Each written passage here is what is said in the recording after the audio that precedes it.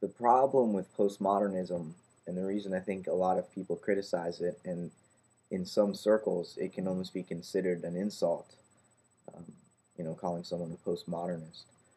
But one of the reasons it is so easily criticized is because, well, you can't really define what it is. It's self-referentiality, okay. So it's a philosophy which has come to be aware of the fact that we can infinitely um, refer to ourselves. We can never reach the limit of the amount of times that we can step outside a context that we have created. But why that whole idea is important, why self referentiality is important, is because we're always doing it. And when we become aware of that, it forces us to acknowledge history as just as much a part of ourselves as what we think we're responsible for today.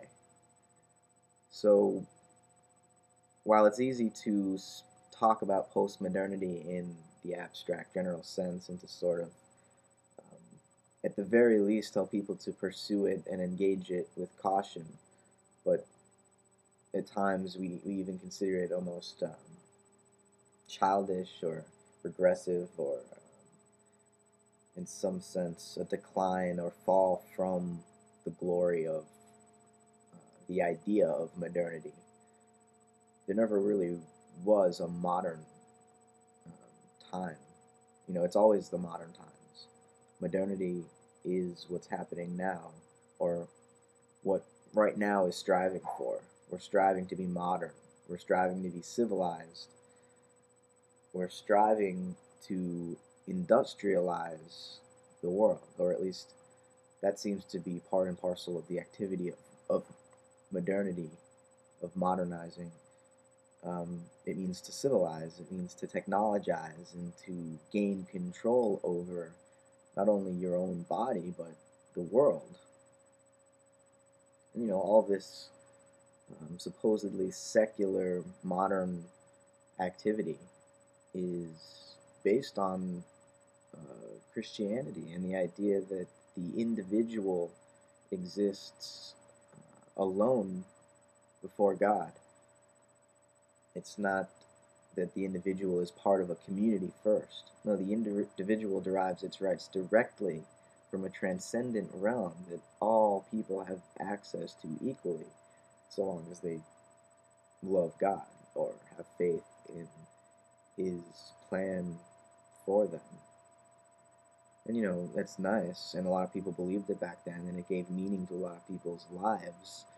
But one of the things that modernity did realize, that it did take a step beyond pre-modern times, was when it realized that that's just a bunch of bullshit, and you can't convince yourself of it um, rationally. You have to convince yourself of it on well, on an irrational level, on the level of emotional harmony, rather than intellectual balance, intellectual um, consistency.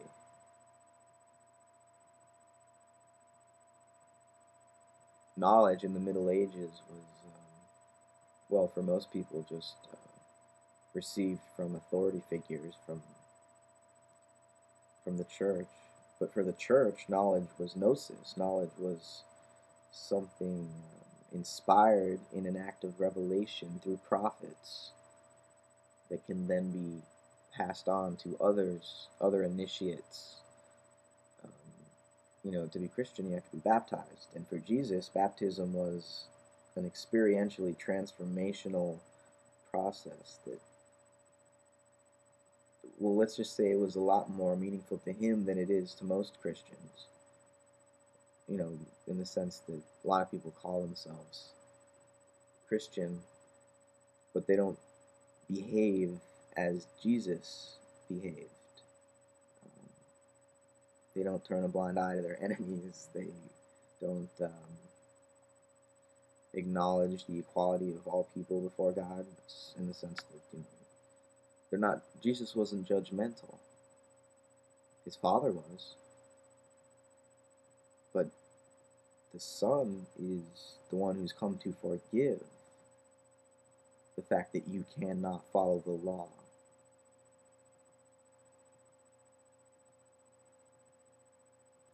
And I think rational man is really trying to embody the message of Jesus when rational man is consistent in his rationality and he acknowledges what his best interests really are, which, even Bertrand Russell, the most rational, reductionistic, in a sense, philosopher there ever was, would say that uh, rationality is based on love, and that someone like Nietzsche is rejecting love because they fear others so much and they have such a hatred for everything, um, that they therefore reject rationality as a means to achieving love or spreading love.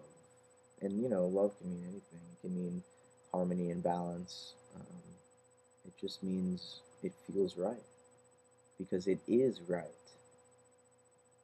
There's a difference between, not all feelings are true, because feeling is just a word, and sometimes a mind which has thoughts will call a thought a feeling, and it'll say it's a bad feeling. But the bad feeling is a creation, is an afterthought of the mind. The feeling itself, if you feel something, what you feel is true, because on the level of sensation, your body can't lie. It can be deceived, but only after your mind has given a name to the feeling.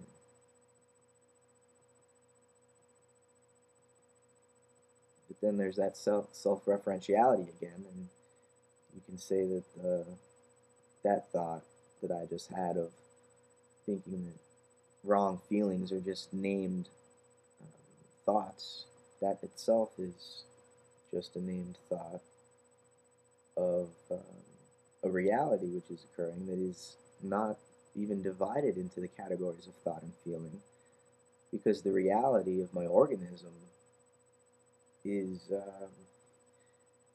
a unity between organism and environment. So what I see is it's structurally coupled to what I am. And the self-other distinction is a quality of language and not a quality of the world. And, okay, so postmodernity's most applicable and legitimate claim about the nature of reality is that we ought to pay attention to history when we start trying to figure out what's going on now in a scientific way or in a political way or in a moral way. We always have to consider history. And what is the history of this whole idea that we could even figure something out? And that human beings ought to develop or devote time to developing somehow an objective view of things, of the world. Well, it began in Greece, I guess, with Greek philosophy, and materialism began there with Democritus, and idealism began there with Plato, and Aristotle began, I guess, empiricism, you could say, which is a sort of synthesis or acknowledgement of both idealism and materialism as aspects of reality that need to be considered as real, part of being, because they are plainly apparent to us. And that really hasn't changed for most of human history, that basic dualism between ideas, essences, and existence, the world out there, the phenomenon, which is somehow observed, or it appears to someone. And this is just me repeating what Aristotle laid down and what every philosopher, even before Aristotle, the pre-Socratics were poets, but their poetry was a proto-order that just had to be mined by a far later generation of the Greek mind that had just internalized language to such a greater extent. If we go back even before the pre-Socratic philosophers to Homer, it's, what is Homer doing that got a little bit more refined in Parmenides and Heraclitus, and then that was really formalized in Plato and Aristotle.